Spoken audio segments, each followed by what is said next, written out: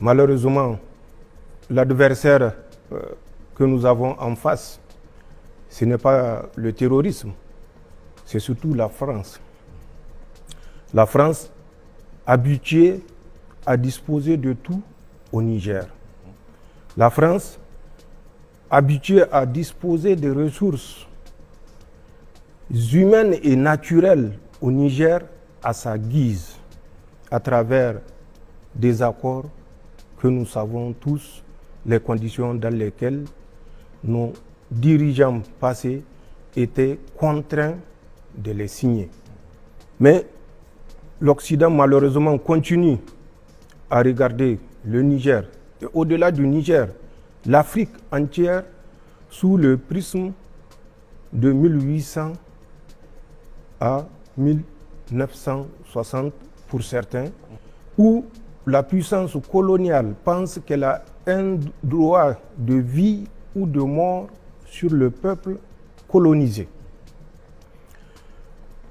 Le Niger a passé par plusieurs étapes, notamment avec la mission que nous appelons de reconnaissance en termes militaires, que les autres appellent naïvement des explorateurs, des ethnologues, de ceci, de cela. Et ça a commencé par Mango Park en 1805, qui traverse le Niger et qui va trouver la mort, si vous vous rappelez, à Boussa en février 1806. Après lui, c'est des Anglais, notamment un certain Denham et Clapperton, qui vont traverser notre territoire en 1822. On arrive en 1850 avec Henri Barth en 1850 qui va quitter Tripoli et arriver à Agadez précisément le 1er octobre. Il restera à Agadez jusqu'au 30 octobre avant de repartir. Après, ce sont d'autres missionnaires, notamment, vous vous rappelez, la fameuse place Monteuil. Oui. Mais avant Monteuil, il y avait deux cœurs. Tous ceux-ci sont des envoyés précurseurs.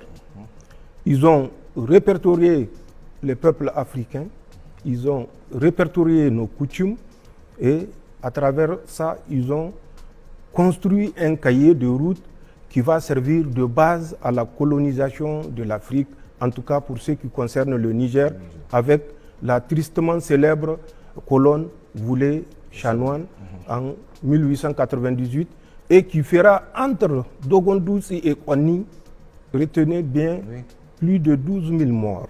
Capitaine Paul Voulé et son médecin infirmier, je ne sais plus, Chanoine.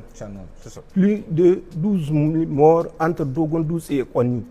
Des femmes et des enfants pendus, courts, vivants et pendus de sorte à rester en vie au moment où ils se faisaient dévorer par des hyènes.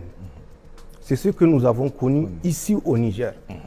Et c'est le prisme sous lequel la France a continué à nous considérer jusqu'au 25 juillet 2023. Je dis bien le 25 juillet parce que à partir du 26 juillet, les choses vont changer.